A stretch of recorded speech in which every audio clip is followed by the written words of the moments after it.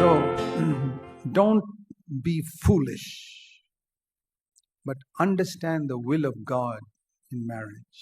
కాబట్టి మీరు అవివేకులు కాక ప్రభు యొక్క చిత్తమేమిటో గ్రహించుకొనుడి వివాహంలో. Just because God wants the wife to be subject to the husband doesn't mean that he has to be a Maharaja. Jesus was not a Maharaja. భార్య భర్తకు లోబడి ఉండాలి అని దేవుడు చెప్పాడు కాబట్టి భర్త ఒక మహారాజులాగా ఉండాలని కాదు. యేసుక్రీస్తు ప్రభువారు ఒక మహారాజా వలె లేరు. He refused to be a king. Once they wanted to make him a king, he ran away. He said, I'm not come here to be a king. ఆయన ఒకసారి ప్రజలు రాజుగా చేస్తామని వచ్చినప్పుడు ఆయన నేను రాజుగా ఉండనని తిరస్కరించారు. నేను రాజుగా ఉంటాను కాదు ఇక్కడికి వచ్చిందని చెప్పారు. I've come here to be a servant. నేను ఇక్కడికి దాసుడిగా ఉండటానికి వచ్చానని చెప్పారు. But what type of servant? A servant leader. కానీ ఎలాంటి సేవకునిగా? సేవకుడైన నాయకుడు. Not a servant who meekly obeys his bossy wife. పెత్తనం చేస్తున్న తన భార్య చెప్పినవన్నీ వినే సేవకుల్లా కాదు. Is that the picture you get of Jesus? Meekly obeying Peter and James, whatever they tell him? No, he washed their feet, but he was their leader. యేసు ప్రభుని మీరు అలా చూస్తున్నారా? పేతురు కానీ యాకోబు కానీ వాళ్ళు ఏ చెప్తే అది అని వింటున్నట్టుగా చూస్తున్నారా? వాళ్ళ పాదాలు కడిగారు ప్రభు, కానీ వాళ్ళకి నాయకుడు ఆయన. That's the type of husband must be one who's willing to wash the wife's feet, but is the leader in the home. It's a balance. కాబట్టి భర్త అలా ఉండాలి, భార్య యొక్క పాదాలు కడగాలి, కానీ ఇంట్లో ఒక నాయకుడి వలె ఉండాలి. ఇటువంటి సమతుల్యతను కలిగి ఉండాలి. Don't be foolish, but understand what the will of the Lord is. అవివేకులుగా ఉండొద్దు, ప్రభు యొక్క చిత్తం ఏమిటో గ్రహించుకొనుడి. Don't get your ideas from Eastern culture or Western culture. They are both wrong. They are corrupted by sin, corrupted by Adam's nature, and corrupted by the devil. కాబట్టి మీ ఆలోచనలన్నీ ఏదో భారతీయ సంస్కృతి నుంచో, తూర్పు దేశాల సంస్కృతి నుంచో కాదు, పాశ్చాత్య దేశాల సంస్కృతి నుంచి కాదు. ఎందుకంటే అవన్నీ కూడా పాపము చేత, సాతాను చేత, అపవాది చేత, ఆదాము యొక్క స్వభావం చేత పాడు చేయబడ్డాయి. And we want to follow Christian culture where we value one another. మనము క్రైస్తవ సంస్కృతిని అనుసరించాలి, ఒకరినొకరు విలువ ఇచ్చుకోవటం. That is why, like somebody said, God didn't take Eve out of Adam's skull bone. అందుకే ఒకరు ఈ విధంగా చెప్పారు, హవ్వని దేవుడు ఆదాము యొక్క తలలో ఉన్న ఎముక నుండి చేయలేదు. Because so that she bosses over him. And God didn't take Eve out of the feet bones so that he treads over her. ఎందుకంటే ఆదాము మీద హవ్వ పెత్తనం చేయకుండా ఉండాలని. అదేవిధంగా హవ్వని ఆదాము యొక్క పాదముల నుంచి కూడా చేయలేదు, ఎందుకంటే ఆదాము హవ్వని తన కాళ్ళ కింద పెట్టుకోకుండా ఉండాలని. But God made Eve from which bone? From the rib. Can you tell me, was it left rib or right rib? Which do you think? It's not written in scripture. What's your guess? కాబట్టి హవ్వని దేవుడు ఎక్కడి నుంచి చేశాడు? ఆదాము యొక్క ఏ ఎముక నుంచి చేశాడు? ప్రక్కట ఎముక నుంచి చేశాడు. అది కుడి వైపు నుంచే ఎడం వైపు నుంచే చెప్పండి, అది లేఖనాల్లో రాయబడలేదు. Right? Why left? The heart is there, that's right. ఎడం పక్క నుంచే. ఎందుకు ఎడం పక్క నుంచి? ఎందుకంటే అటుపక్క హృదయం ఉంటుంది కాబట్టి. I think it was the left. ఎడం పక్క నుంచే నేను అనుకుంటున్నాను. You know my favorite verse. I have no commandment from the Lord, but I give an opinion. From 1 Corinthians 7. నాకెంత ఇష్టమైన మాట మీకు తెలుసు. ప్రభు యొద్ద నుంచి నేను ఆజ్ఞను పొందలేదు, కానీ నా అభిప్రాయం అనే మీకు చెప్తున్నాను. 1 కొరింథీ 7 నుంచి. Okay. I believe it was here. And when we get to heaven, ask the Lord, where did you take it from, Lord? Was Zach right? I think he'll say he was right. కాబట్టి మీరు పరలోకం వెళ్ళినాక ప్రభువుని అడగండి, ప్రభు ఎటువైపు నుంచి చేశారని. Jack గారు ఇలా చెప్పారంటే అది కరెక్ట్ అనే చెప్తారు. Because it was near the heart. Because he wanted Adam not to boss over his wife or to be ruled by his wife, but to keep his wife near his heart all the time. ఎందుకంటే తన భార్యను తన హృదయం దగ్గర పెట్టుకోవాలని ఆదాము. ఎందుకంటే ఆదాము మీద తన భార్య పెత్తనం చేయకూడదు, అలానే ఆదాము తన భార్యని ఒక దాసురాలుగా చూడకూడదు. ఆ విధంగా తన భార్యను తన హృదయానికి దగ్గరగా ఎల్లప్పుడూ ఉంచుకోవాలని. So that's very important. So, and what is the will of the Lord for your life to, we are leading on to marriage, by the way, in verse 23 onwards. కాబట్టి ఇది ఎంతో ప్రాముఖ్యమైన విషయము. ఇక్కడ దేవుని యొక్క చిత్తం అంటే ఏంటి? ఇక్కడ మనం 23వ వచనం నుంచి వివాహం గురించి చదువుతాం. Don't get drunk with wine, for that is dissipation, but be filled with the Holy Spirit. మద్యముతో మత్తులో ఎండకుడి, దానిలో దుర్వ్యాపారం కలదు, అయితే ఆత్మపూర్ణులై ఉండుడి. So what is the most important exhortation for marriage? కాబట్టి వివాహానికి సంబంధించిన అతి ప్రాముఖ్యమైన హెచ్చరిక ఏంటి? You know what it is? Be filled with the Holy Spirit. ఏంటో మీకు తెలుసా? ఆత్మ పూర్ణులై ఉండుడి. He's not talking here about preaching. He's talking here about marriage. He's not talking here about speaking in tongues. ఇక్కడ బోధించడం గురించి ఆయన చెప్పటం లేదు, లేక భాషలతో మాట్లాడటం గురించి ఆయన చెప్పటం లేదు, కానీ వివాహం గురించి చెప్తున్నాడు. He's talking about marriage. వివాహం గురించి ఆయన చెప్తున్నాడు. How shall we begin? Don't be foolish. Understand the will of the Lord. Be filled with the Holy Spirit. మనం ఎలా ఆరంభించాలి వివాహ జీవితాన్ని? అవివేకులుగా ఉండొద్దు, ప్రభు యొక్క చిత్తాన్ని గ్రహించుకొనుడి, ఆత్మపూర్ణులై ఉండుడి. And I believe the fundamental reason why there are so many problems in married life, despite all the counseling sessions, వివాహ జీవితంలో ఎన్ని కౌన్సిలింగ్ సెషన్లు అయిపోయిన తర్వాత కూడా అనేక సమస్యలు ఎందుకున్నాయంటే దానికి ప్రాథమికమైన కారణం ఏంటంటే, despite all the teaching of psychology, is because they are not filled with the Holy Spirit. మనస్తత్వ శాస్త్రానికి సంబంధించి ఎన్ని బోధనలు వాళ్ళు విన్నా కానీ ఎందుకు వివాహాల్లో సమస్యలు ఉంటున్నాయంటే వాళ్ళు ఆత్మతో నింపబడలేదు.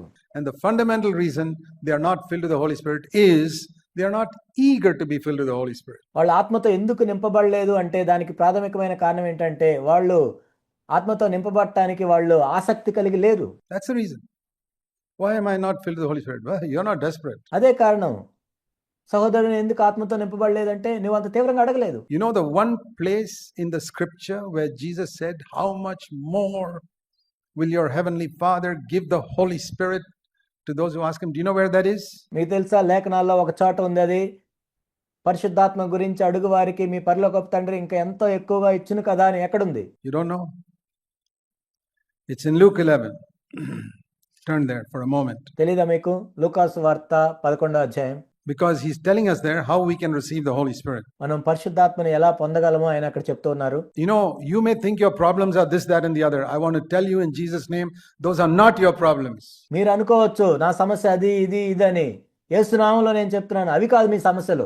You think your wife is like that, your husband is like that. That's not the reason. The reason is you are not filled with the Holy Spirit. మీరు అనుకోవచ్చు నా భార్య అలా ఉంది, లేకపోతే నా భర్త అలా ఉన్నాడని. అది కాదు కారణం, నీవు ఆత్మతో నింపబడలేదు. So don't be foolish, but understand the will of the Lord. Be filled with the Holy Spirit. అవివేకులుగా ఉండొద్దు, ప్రభు యొక్క చిత్తం ఏమిటో గ్రహించుకొనుడి, ఆత్మపూర్ణులై ఉండుడి. Okay, Luke 11:13. If you being evil know how to give good gifts to your children, how much more will your heavenly Father give the Holy Spirit to those who ask him?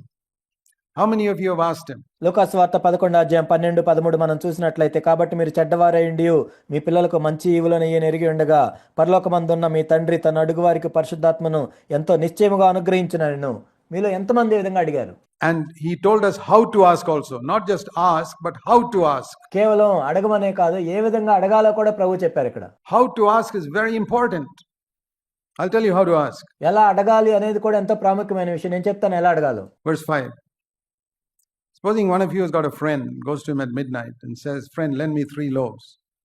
For a friend of mine has come to me from a journey and I have nothing to set before him. Now I want you to see a picture here of husband and wife. 5వ వచనంలో మనం చూసినట్లయితే, మీలో ఎవరికైనా ఒక స్నేహితుడు ఉండగా అతడు అర్ధరాత్రి వేళ ఆ స్నేహితుని వద్దకు వెళ్ళి, స్నేహితుడా నాకు 3 రొట్టెలు బదులిమ్ము, నా స్నేహితుడు ప్రయాణము చేయుచు మార్గంలో నా యొద్దకు వచ్చి ఉన్నాడు, అతనికి పెట్టుటకు నా యొద్ద ఏమీ లేదని అతనితో చెప్పిన ఎడల.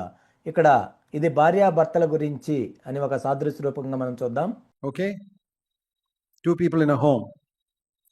Maybe it's the husband who wants to provide 3 loaves to his wife, or the wife wants to provide 3 loaves to the husband. బహుశా ఇక్కడ భర్త భార్యకు 3 రొట్టెలు ఇవ్వాల్సిన అవసరం వచ్చింది, లేక భార్య భర్తకి 3 రొట్టెలు ఇవ్వాల్సిన అవసరం వచ్చింది.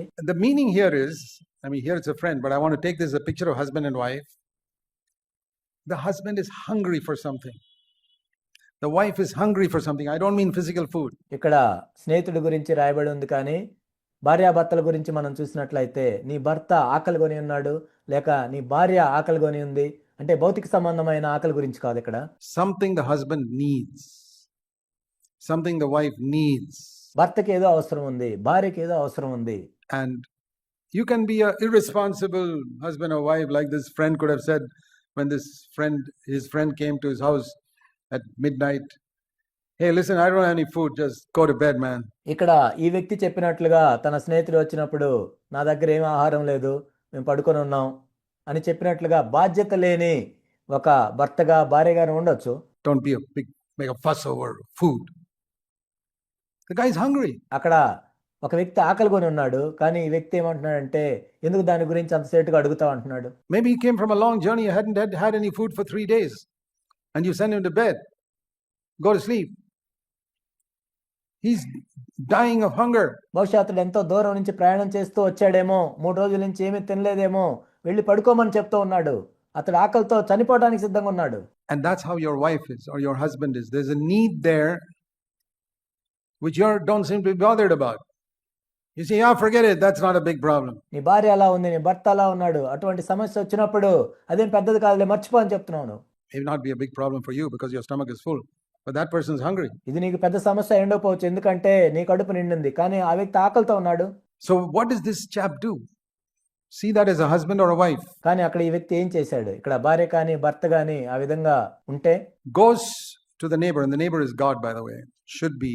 It's a picture of God, but here it is a picture of a reluctant neighbor. ఇక్కడ పొరుగువాడు అంటే ఆహారం ఇవ్వటానికి అంత ఇష్టం లేని వ్యక్తిగా ఉన్నాడు. కానీ ఇక్కడ పొరుగువాడు అంటే దేవునితో మనం సాదృశ్య రూపంగా చూస్తూ ఉన్నాం. He knocks and says, hey, I want some food. I don't have it. The first thing you need to acknowledge is, I don't have that ability. ఇక్కడ వ్యక్తి తలుపు తట్టి నాకు ఆహారం కావాలి, నా దగ్గర ఏమీ లేదు అని అడుగుతూ ఉన్నాడు. మొట్టమొదటి ఇక్కడ మనం గ్రహించాల్సింది ఏంటంటే నాకు సామర్థ్యం లేదు To meet my wife's need or my husband's need. I think the problem is with her or with him. The problem is not with her or him. God gave you as a partner to meet that need. కాబట్టి నా భార్య కానీ భర్త కానీ అవసరం తీర్చడానికి నా దగ్గర ఏమీ లేదు. అక్కడ భార్య సమస్య అయినా భర్త సమస్య అయినా భార్యని కానీ భర్తని కానీ దేవుడు ఎందుకు ఇచ్చా అంటే అవసరం తీర్చబడాలని, Not just to take care of yourself, కేవలం నిన్ను నువ్వు చూసుకోవటానికి కాదు, but to meet the need of your partner. నీ జీవిత భాగస్వామి యొక్క అవసరం తీర్చబడాలని.